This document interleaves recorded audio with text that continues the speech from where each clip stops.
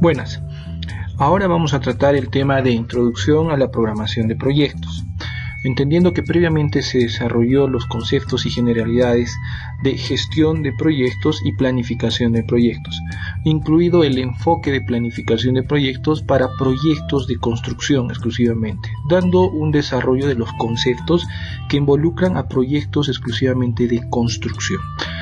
Con toda esa base vamos a entrar a definir lo que es la programación de proyectos, para lo cual primero vamos a entrar a hacer la diferenciación entre lo que es la planificación de proyectos y la programación de proyectos.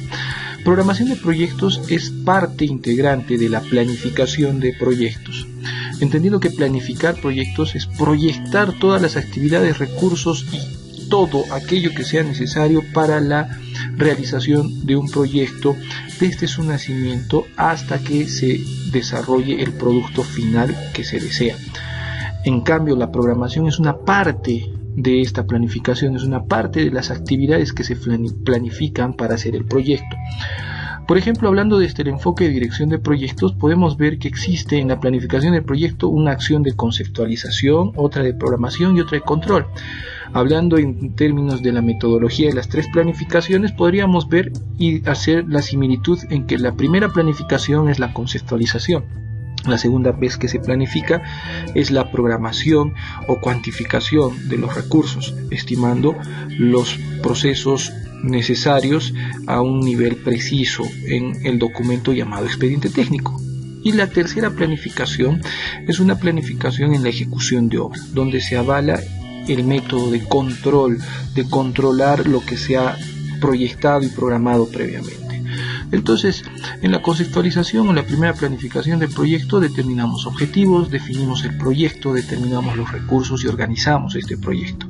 Elegimos una idea de proyecto para pasar esa idea de proyecto a la siguiente fase, a la siguiente dimensión de planificar, que viene a ser la dimensión donde se hace la programación del proyecto, junto con otras actividades como el diseño, los planos, los costos, presupuestos. Se hace la planificación en el grado de programación del proyecto. Se programa el proyecto determinando las secuencias de actividades, la programación de recursos y asignación de recursos, para que una vez completo el expediente técnico de un proyecto de construcción, lo cerremos, lo aprobemos y pasemos a la etapa de ejecución del proyecto, donde se desarrollará la tercera planificación, donde se toma énfasis en la productividad, en el generar valor del proyecto de construcción, haciendo el control de los costos, tiempos y calidad. La conceptualización nos va a dar en una primera etapa de planificar todo lo que son los alcances preliminares, ¿no? El costo, tiempo, viabilidad, sostenibilidad, calidad, conceptos que se determinan como objetivos del proyecto en la primera planificación, donde se verán las etapas, los hitos, haciendo una estructuración del proyecto, determinando preliminarmente los recursos necesarios en costo y tiempo, y así organizando el proyecto para dividir responsabilidades y equipo de recursos humanos necesarios. En cambio, la segunda vez que planificamos va a ser una planificación de un grado de precisión más alto, donde vamos a cuantificar las necesidades del proyecto. Vamos a hacer los metrados, los diseños, los costos y presupuestos y por ende la programación del proyecto, donde se van a identificar esas actividades o partidas del proyecto de construcción, se van a sectorizar las intervenciones del proyecto y se van a asignar duración a cada una de esas actividades o partidas, para que con la ayuda de métodos gráficos pueda crear una secuenciación de procesos, o les voy a dar una relación de secuencia, de consecuencia. Voy a ordenar los procesos del proyecto de construcción a través de métodos gráficos de programación. ¿Qué métodos tenemos? El diagrama de Gantt, que son los diagramas de barras, y los diagramas de redes, que son de flechas, bloques. Las flechas en diagrama de redes tenemos la programación CPM, PERT, y en los bloques la programación tipo ROI. La conceptualización, la programación y el control no son más que las tres planificaciones, la primera, la segunda y la tercera. Conceptualizamos el proyecto para conseguir determinar los objetivos, estructurar el proyecto, determinar en forma preliminar los recursos y organizar el equipo. ¿A través de qué? Evaluación de necesidades, comparación de soluciones, viabilización de la idea, diseño del proyecto y costos y presupuestos preliminares. En cambio, en la segunda planificación vamos a determinar con la programación actividades e hitos, relacionar estas actividades entre sí, secuencializarlas y asignar rendimientos y tiempos a través de los diagramas de programación Gantt, PER, CPM, etc. En cambio, en la tercera planificación, cuando hacemos un control del proyecto, vamos a vigilar los recursos, costos, calidad y presupuestos. Vamos a controlar el avance físico y financiero, revisar y cambiar los planes en cuanto se haga el control de la programación a través de herramientas como los informes mensuales, valorizaciones, ampliaciones y deducciones. Entonces, la programación como parte de la planificación se puede aplicar con diferentes métodos, como hemos visto, para programar estando ya en una dimensión de planificación que va a ser cuantificable, precisa. Cuando estamos en la segunda planificación de un proyecto de construcción, vamos a utilizar los diagramas. El primer diagrama que vamos a aprender es el diagrama de Gantt o diagrama gráfico de barras.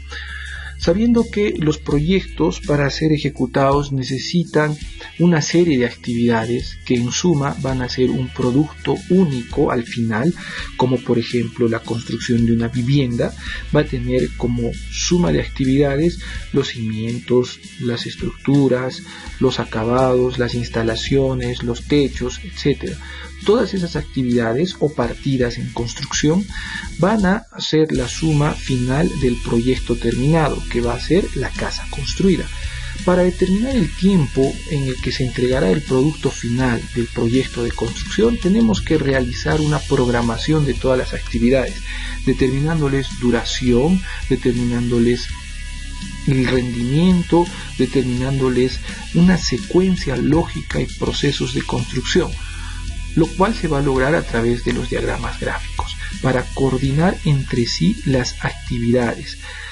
Y cada actividad coordinada debe estar relacionada en inicio y final, iniciando algunas con la finalización de otras. ¿Qué vamos a hacer? Vamos a hacer la relación entre partidas, la relación de dependencia y la relación de prelación entre partidas, para poder ver cómo están ordenadas estas partidas en un proceso lógico de construcción, para tener al final la edificación u obra terminada. Esta planificación o programación que vamos a desarrollar se va a desarrollar de manera activa por un diagrama de barras, ¿no? El diagrama de barras, como su nombre lo indica, vamos a usar estas barras para identificar a cada partida con una de ellas. Estas barras significan en el lado izquierdo el inicio y en el lado derecho el final. El tamaño de la barra es el tiempo de duración de la actividad o de la partida. Este tamaño es proporcional a la duración de cada actividad o partida. Si tenemos una barra más pequeña, quiere decir que tiene poca duración, y una barra más larga va a tener mayor duración. ¿Para qué sirve? Para representar gráficamente la incidencia de la actividad en el tiempo. Acá tenemos la demostración de cómo es un diagrama de Gantt, ¿no?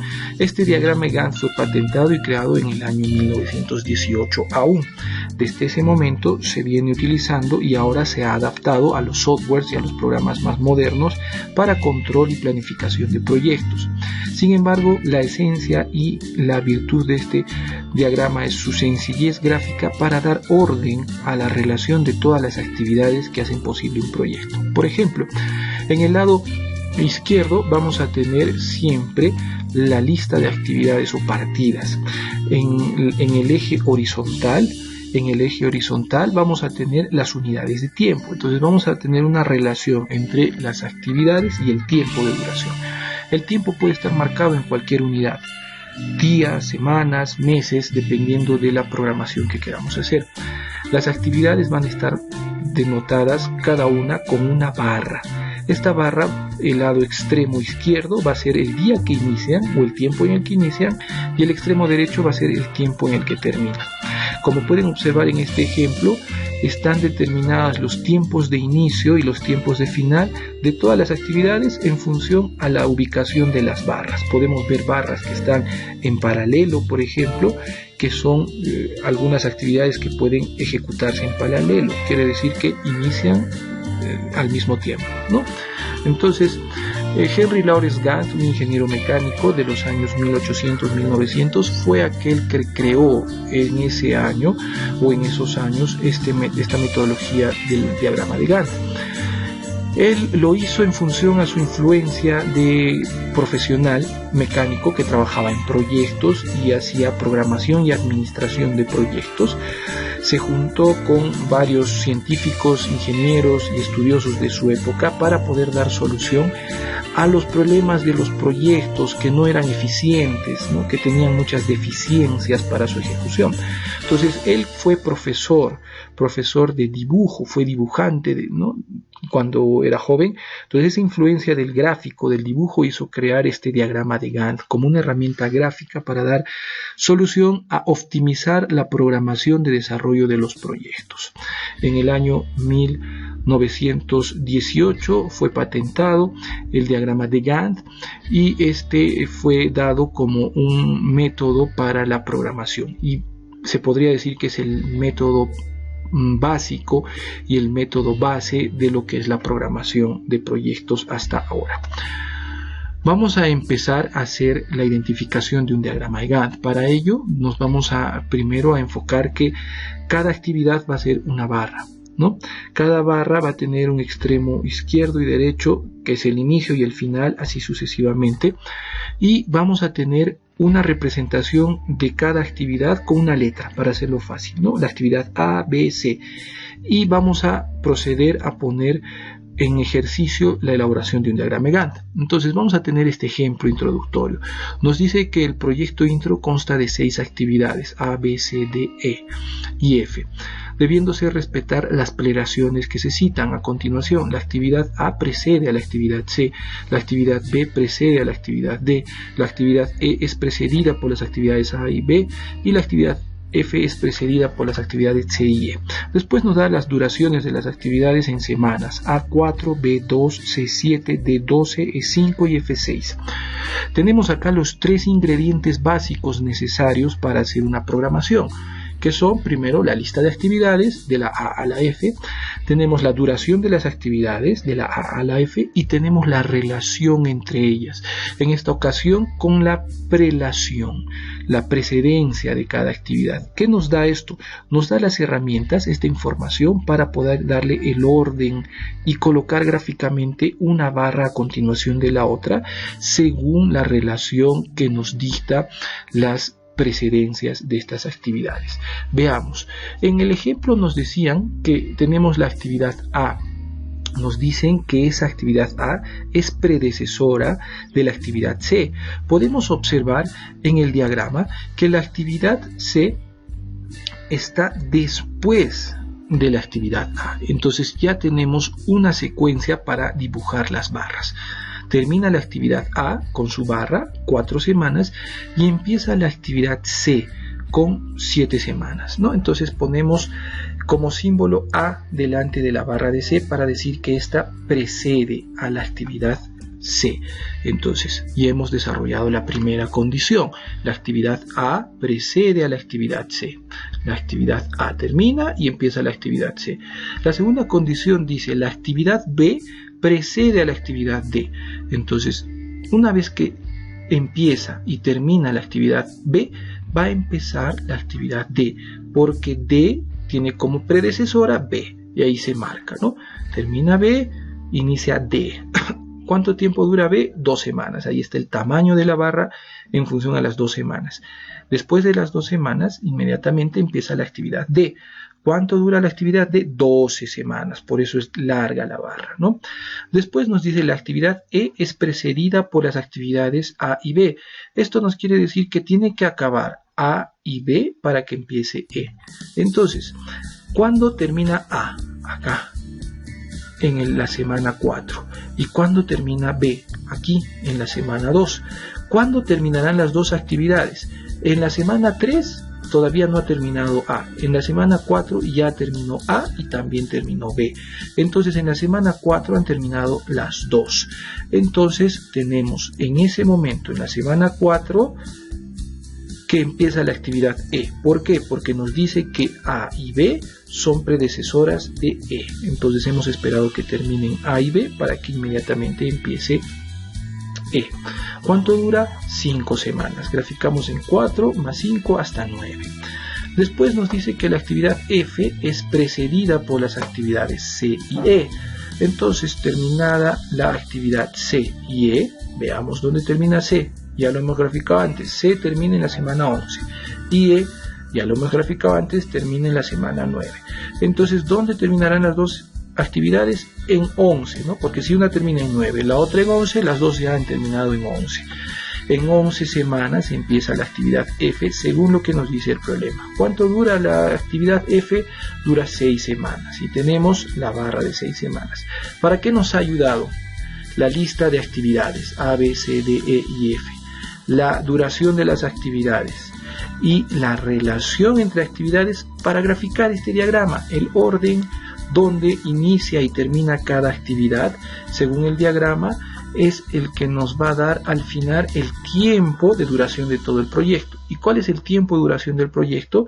Es desde el extremo de inicio hasta la última actividad, hasta el extremo final de la última actividad, 17 semanas. Si no hubiésemos tenido el diagrama Gantt, ¿cómo determinamos cuánto dura el proyecto? Es un poco difícil, no sabemos de repente sumar 4 más 2 más 7 más 12 más 5, no, se tiene que dar la secuencia lógica de las actividades a través de sus relaciones, como lo que acabamos de hacer. Y una vez dada el orden según la secuencia y relaciones de las actividades, podemos decir que la última actividad termina en la semana 17. El proyecto tiene una duración prevista de 17 días. Entonces, el gráfico de Gantt también se puede utilizar como herramienta de control. No solo nos sirve para hacer la planificación, sino que podemos trazar una línea vertical gruesa en cualquier momento para determinar cómo debe ser la ejecución del proyecto en ese momento, según los datos que tenemos. Entonces veamos este ejemplo. Acá tenemos el diagrama que hemos fabricado en una primera etapa. Ya este proyecto se encuentra en ejecución. Entonces nos encontramos en el día 8 de la ejecución, en el día 8.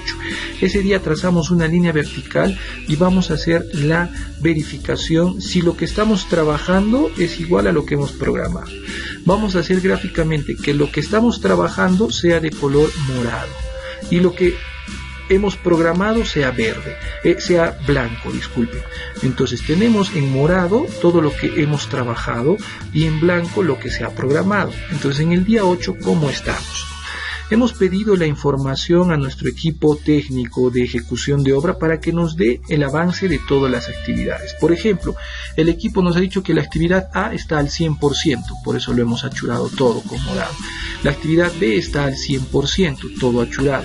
Nos ha dicho el equipo técnico que la actividad C solo ha hecho un 40%, entonces solo achuramos el 40% de la barra. Y nos ha dicho que la actividad D está al 50%, achuramos el 50% de la barra.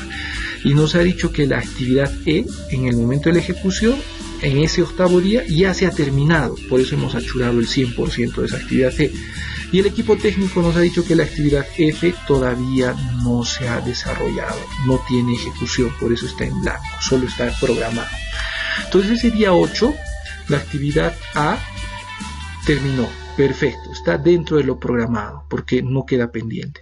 La actividad B terminó, está dentro de lo programado, debía terminar en la semana 2, terminó, perfecto. Ahora nos dice la actividad C. La actividad C debía estar a un 60%, pero solo está a un 40%. Quiere decir que está retrasada, ¿no? Simplemente se verifica el gráfico, esta es la línea de control, aquí está la línea de ejecución y todavía hay una parte que no se ha ejecutado. Después tenemos la actividad D, que nos dice que está ejecutado justo a donde debía estar este día. Al octavo día debía estar en ese punto y está. Y nos falta todavía el resto según lo programado.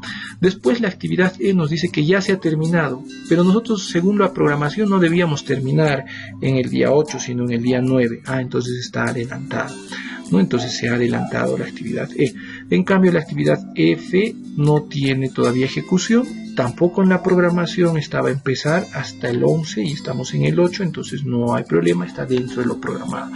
Se podría decir que la actividad C lleva un día de retraso, la actividad D está exactamente donde debe estar, va según lo previsto, y la actividad E lleva adelantado un día, ¿no? Está adelantado porque ya ha finalizado. En este gráfico podemos encontrar los conceptos de eficiencia, eficacia y ineficacia, ¿no?